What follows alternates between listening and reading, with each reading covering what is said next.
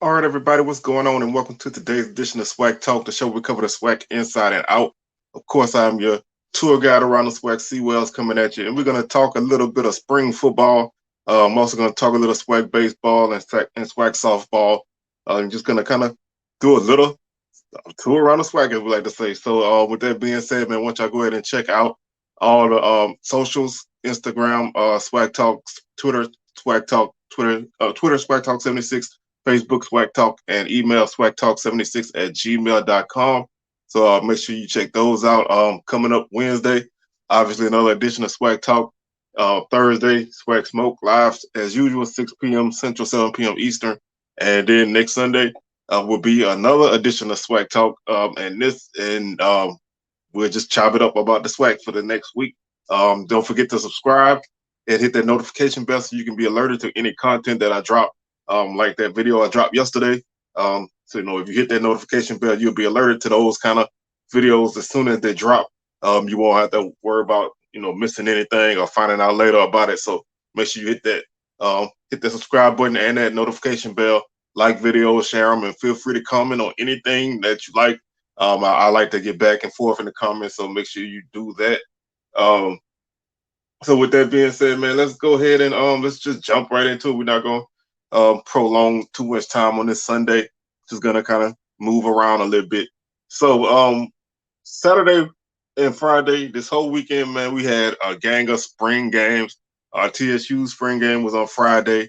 Um, Southern, FAMU, Valley, and Alcorn, their spring games were on yesterday. And I wanted to kind of come in and talk about all of these games, but there really wasn't a lot of information about um, most of these games. I know TSU.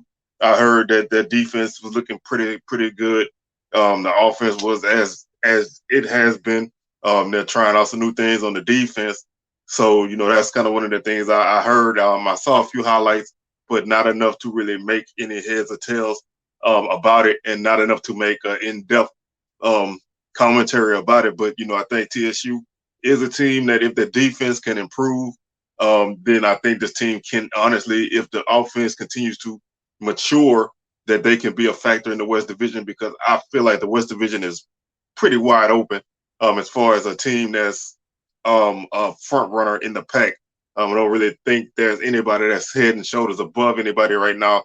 Everybody has their questions in the West. So I think, if TSU can take that next step offensively and the defense takes a step and improves a bit from the last couple of years, then I think they'll definitely be a factor in the race.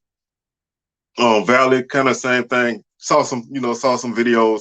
Not really a lot of information out about them either, but I think Coach Dancy has some weapons on that campus, and I think they're going to be a team that is going to challenge you. They're not going to be a division contender. The division is very tough, but that does not mean that they cannot, you know, challenge that third or fourth spot if they can, put some things together. The top two right now, I think, is a little bit further ahead of everybody else on the east side. But I think if Valley can, make some waves and shore up a couple things, they can find themselves in the mix. If they can, get to 5 or 6 wins, that's definitely a success for them this season. Same thing with Alcorn. I saw some highlights. They obviously have a question mark at quarterback to fill. That's a big spot. Receiver is another spot that they have some holes. They hiring Cedric Thomas as defensive coordinator should help to shore up the defense. Both lines are gonna be units that I want to keep my eyes out on heading into the fall camps. So Alcorn had a nice turnout at the game. I did see that, and I think that this is a team that wants to get back to where they were. And if they want to do that, it all starts up front with them. Quarterback play is going to be a question as well, but that's pretty much one of the things that I look at a team like that. They're gonna be in the mix. Coach McNair is gonna have those guys ready to play week in and week out. It's all in how some of those things fall their way. They had a couple games last year that could have went either way, and they found themselves in some tough situations. But I do not count them out, and I think that they will be a team that should be much improved because they had an up and down season last year. I think they should be in better shape this season, especially once we get into fall camp. FAMU's game, man, I heard they had like 10,000 people at that game. That game is on YouTube. I think that's been uploaded to YouTube, so I'm gonna try to watch it today. Same thing with Alcorn. That game is uploaded to YouTube, so I'm gonna try to watch that a little bit and really kind of just see what happened. Um, FAMU, the defense is the defense is what it is, man. The defense is one of the best in the league, and they are gonna be tough again. A couple guys did not play in the game because of recovering from injury and surgeries, but that defense is gonna be on point when they get back healthy as a total unit. A guy whose name really popped out is Isaiah Major. He's a linebacker transfer. They say he had a pretty solid game yesterday. He had an interception for a touchdown. Though it was called back, but he had a 65-yard pick six, but it was called back. He did a good job in run support and in coverage, and he's going to be a guy that brings a lot to the table for FAMU. And they defensively they're still aggressive. Offensively, they are still working. Quarterback is a battle. The quarterback battle is still ongoing. I feel like Rashawn McKay is the front runner, but they have a couple other guys who are challenging for that spot, and I think that that's going to be a thing that we keep an eye out on. I think McKay has the edge. I mean, he's started the bulk of last season, but they're gonna they're not just handing him the job. So I think they have a battle that they're gonna try to give either guy a chance to take the job. Junior Maratovic, who played a little bit last season, and Jeremy Musa, who transferred from Vanderbilt. Those are the three guys who are getting the most looks. So I think Musa probably would be the guy who pushes McKay the most, and I think they're gonna go with the guy who gives them the best option. They do get Xavier Smith back this season. He decided to return to the program and play another year, his senior year. So that's a huge offensive weapon on that team that whoever is quarterback can take advantage of. That's a guy who can definitely, make some big plays for you. He had an 82-yard reception on Saturday, and he's a guy who caught 64 passes, 713 yards, and 3 TDs last season. So that's some production that you're definitely glad to have coming back. This team is going to be tough. They're still going to be, who they are. Coach Simmons said it himself. The offense doesn't, they don't have to make, a lot of spectacular plays. They just have to kind of keep the car on the road, as I like to say, and just, drive the ball consistently. Don't turn it over. The defense is probably going to do the bulk of the work. If the offense can be consistent and move the ball and not hurt the team, then the defense is going to be the unit that takes it over. There was one negative from this game. Dustin Coates, who was a transfer from Georgia State running back, he went down with a knee injury. They're going to do an MRI on him on Monday, so hopefully everything turns out okay with him and he can get himself back into the fold and help out their running back core. So that's a guy who really hope, we wish him the best. You don't ever want to see injuries in these kind of games, but they do happen. So hopefully he can kind of step up. A guy who is also kind of stepping into the hole left by Bishop Barnett at running back is Leland Wilhite. He's a JUCO transfer running back. Kamari Young is a tight end who's going to be a factor in this offense as well. So this is a team who, like I said, they're going to challenge for the top spot in the East. And obviously I feel like it's going to be JSU and FAMU, 1 and 2. And that's pretty much what everybody feels. So I think that is how FAMU's game shaped up. Like I said, tremendous atmosphere. Like I said, a lot of people at the game, and the energy is there, and the team is hungry to finish unfinished business. They have some things they left on the table that they kind of want to finish off. So hopefully, we'll see the Rattlers in top form when we get into the season. And that pretty much sums up the FAMU game. I was at the Southern game on Saturday, and I thought they had a great atmosphere, a really nice crowd at Mumford Stadium, and they Southern, the game was, kind of to me what it was. It wasn't, a spectacular game. I thought they had some good and some bad. Offensively, they still have some things that weren't quite up to par. Defensively, the same. Special teams unit was kind of a mixed bag. They had a couple nice returns on kicks and punts. The long snapping was not good for the bulk of the evening. They had a couple kicks blocked. So that was something that I think that really needs to be obviously worked on. With the team being split up like it is, you don't have your usual guys doing everything. So that's something that you do have to take into account. But the I don't want to the guy who I thought stood out the most, and obviously it's the spring game, so I don't really put a lot of stock into any of this as far as numbers and things, because you're going up against your own guys, and that's a debate that we have a lot. What do you expect from a game like this? If the offense is putting up crazy numbers, then that means your defense is not playing well. Your defense puts up great numbers, your offense is probably not playing well. You kind of want to balance a balanced type of game. Offense get a few big plays, defense get plays.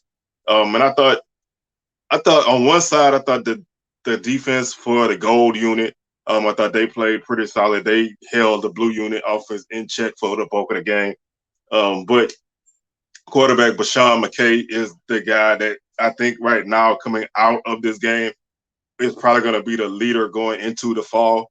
I would be hesitant on naming him as the starter right now, because obviously there's a whole fall camp ahead of you, and this is only a spring game. And he ran the ball really well.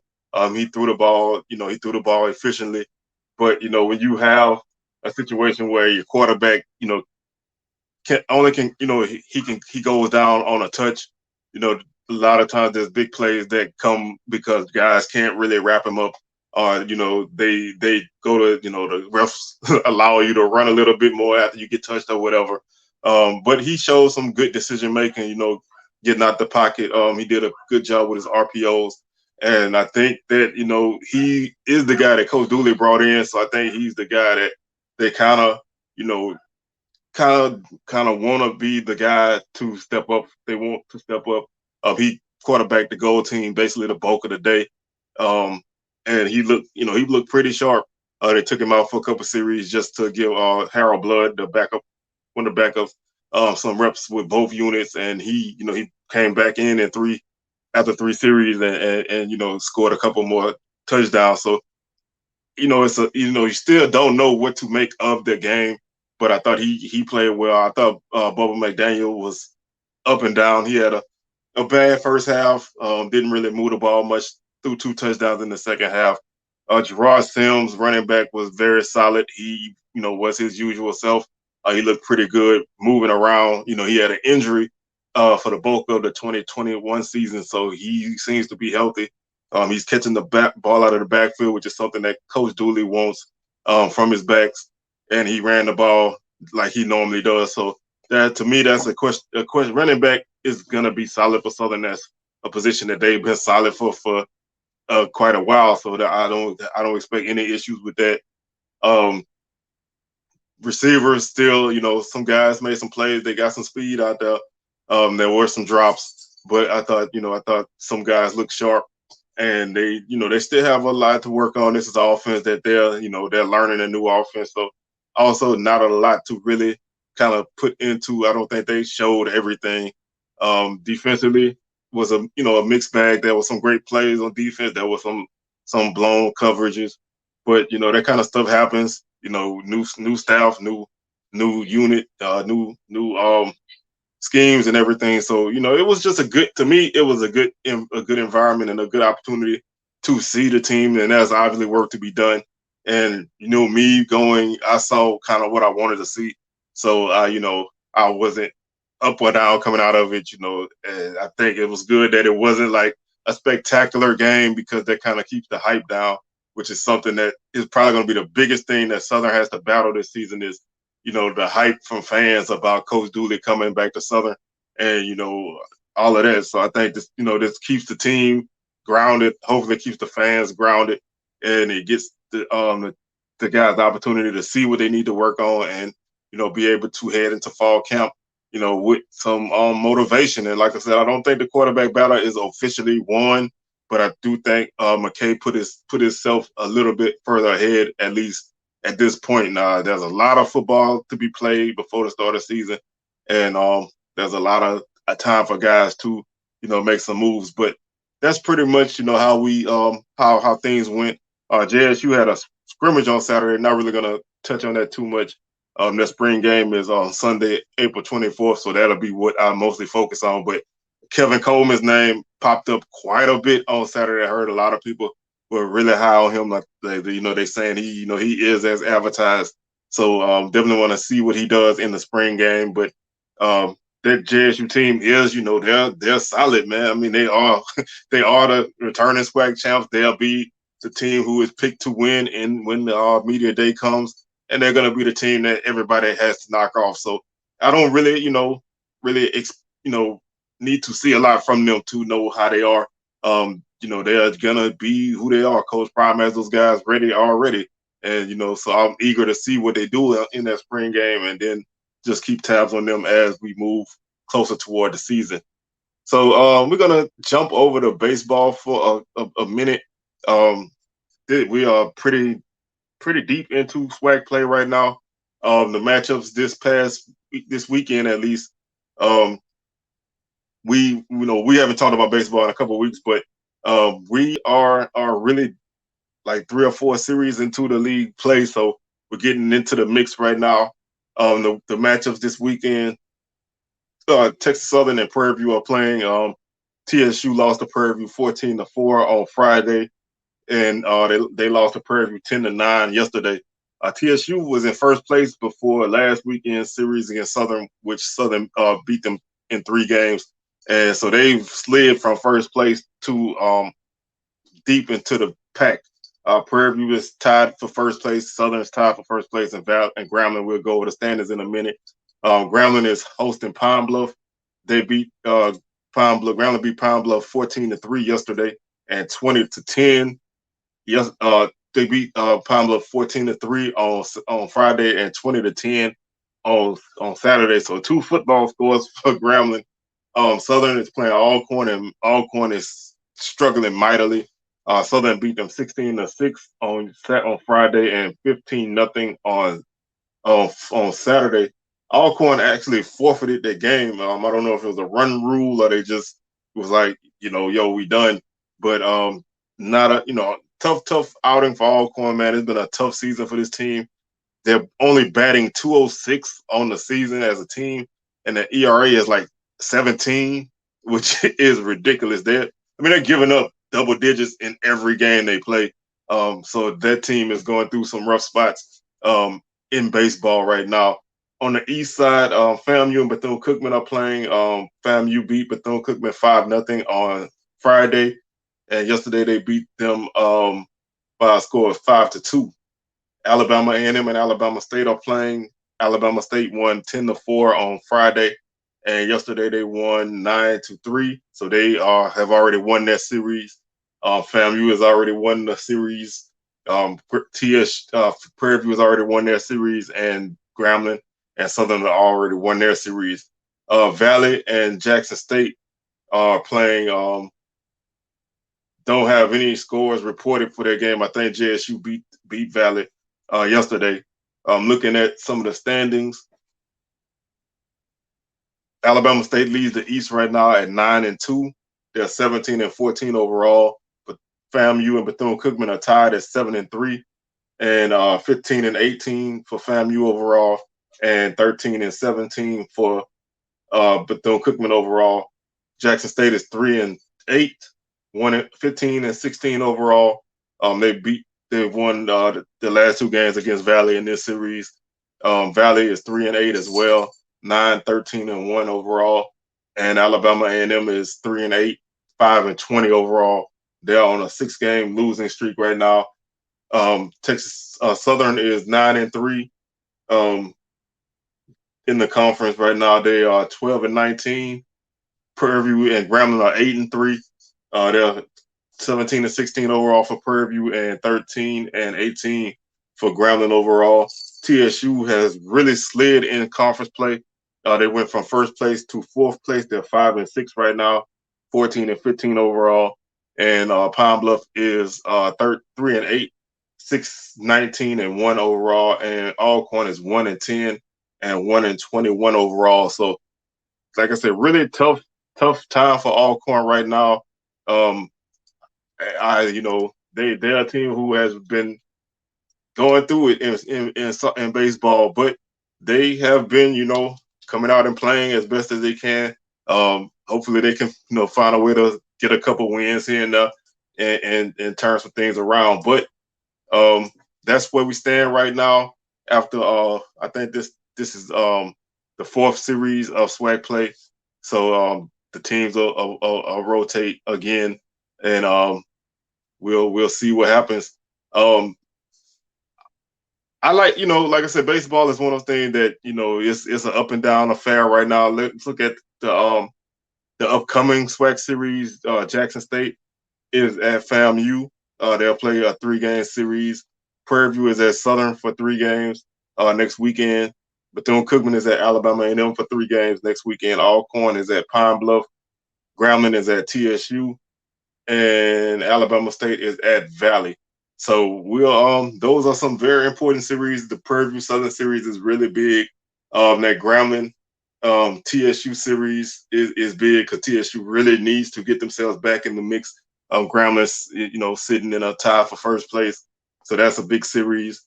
FAMU, needs to continue to win and keep pace with Alabama State, who is playing Valley this upcoming weekend. Bethune-Cookman, they also need to keep pace to make the tournament. The top 4 teams from each division make the SWAC tournament, so you need to be in that top 4 in your division. So if you're right now 3, 4, 5, all these series are huge for you. You cannot afford to drop too far. Obviously, even if you're in first place, everybody these races are so close that if you lose too many games, you're gonna find yourself maybe on the outside looking in. So there's a lot of baseball to be played, but a lot on the line, week in and week out. So a lot of tough outings ahead of everybody. So, if you're not a huge baseball fan, man, I do suggest that you kind of check it out. SWAC baseball is intense, man. It's a lot of, jawing back and forth, and it is almost the same intensity as any other SWAC sport like basketball.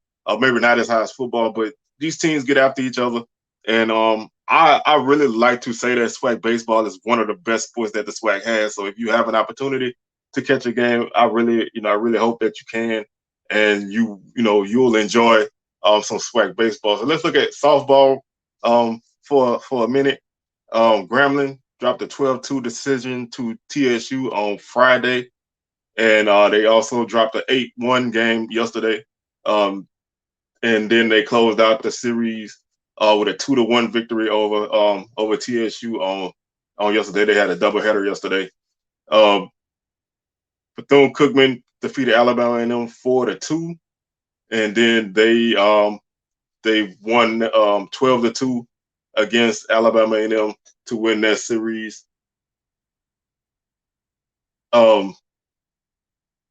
Let's see. Alabama State dropped a 4-3 decision to Valley, and then they also lost another game 4-3 to Valley on Saturday.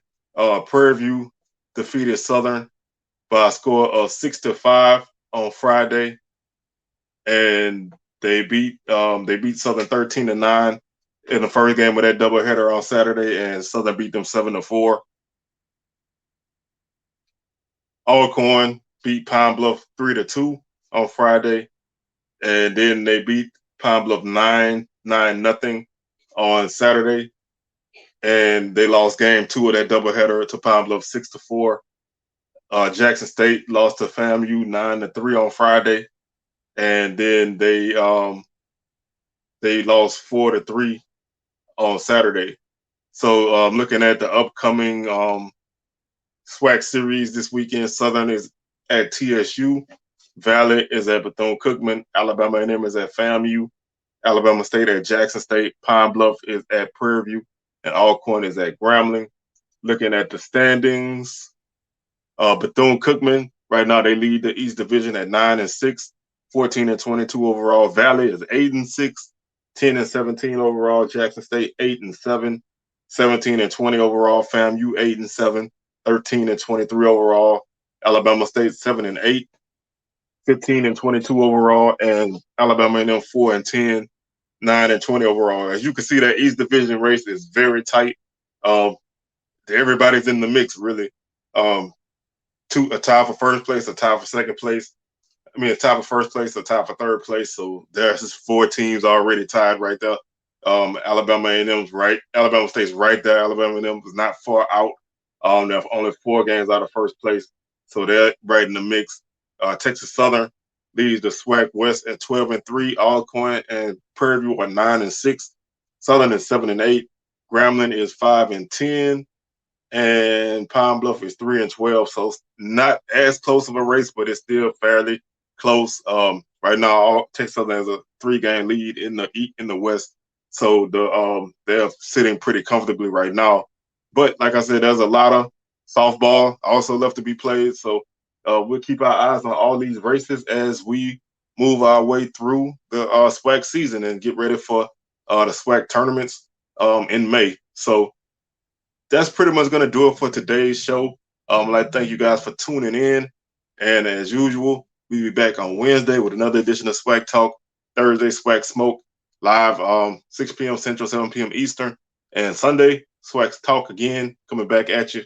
So I'm your tour guide, C. Wells. I'm going to stop this bus, pull it on over. You guys can hop off, enjoy your Sunday, and we'll catch you guys on the rebound. Peace.